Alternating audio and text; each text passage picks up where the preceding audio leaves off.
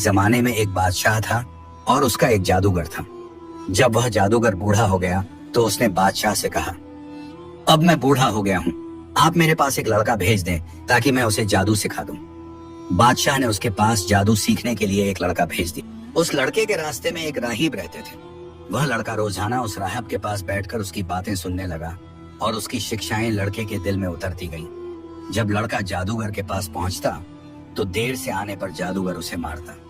लड़के ने राहिब से इसकी शिकायत की। राहिब ने कहा, जब तुम्हें जादूगर से डर लगे तो कह देना घर वालों ने रोक लिया था, और जब घर वालों से डर लगे तो उनसे कह देना जादूगर ने मुझे रोक लिया था। यह सिलसिला चलता रहा। इसी बीच एक बड़े जानवर ने लोगों का रास्ता रोक दिया। लड़के ने सोचा, आज मैं आजमाऊंगा कि जादूगर अफजल है या राहिब। उसने एक पत्थर उठाया और दुआ की, ऐ अल्लाह, अगर तुझे राहिब का काम जादूगर से ज्यादा पसंद है तो इस पत्थर से इस जानवर को मार दे ताकि लोग रास्ते से गुजर सकें। जब लड़के ने पत्थर मारा तो वह जानवर मर गया। फिर वह राहिब के पास गया और उसे सारा वाकया सुनाया। राहिब ने कहा, ऐ बेटे, आज तुम मुझसे अफजल हो गए हो। तुम्हारा मर्तबा वहां तक पहुंच गया है जिसे मैं देख रहा हूँ। जल्द ही तुम पर एक मुसीबत आएगी।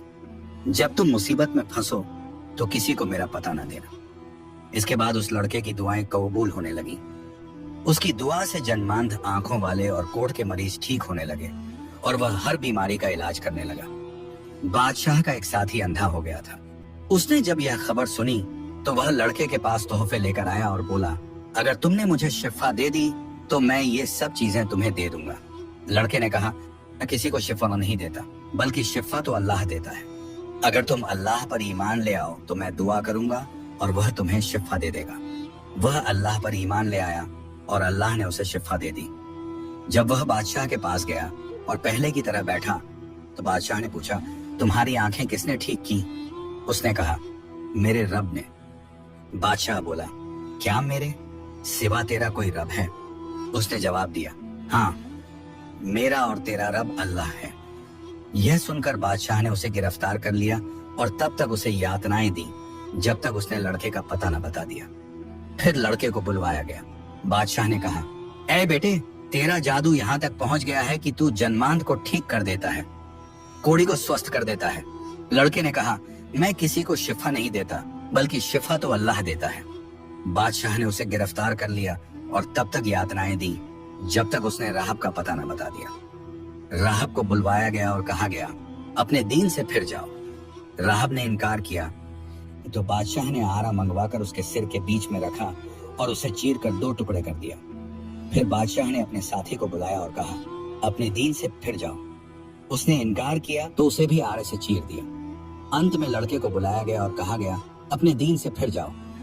लड़के ने इनकार किया तो बादशाह ने अपने साथियों से कहा, इसे फलाने पहाड़ पर ले जाओ और चोटी पर चढ़कर अगर यह दीन न छोड़े तो नीचे फेंक देना।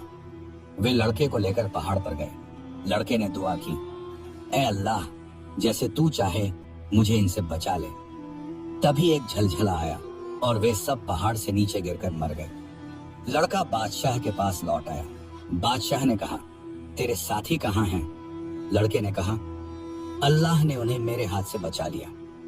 अंत में बादशाह ने उसे एक नाव में डालकर समुद्र में छोड़ने का हुक्म दिया, पर लड़के की दुआ से नाव डूब गई और वह बच गया। आखिरकार बादशाह ने उसे एक खाई में डालकर आग लगवा दी और वह लड़का अल्लाह की राह में शहीद हो गया।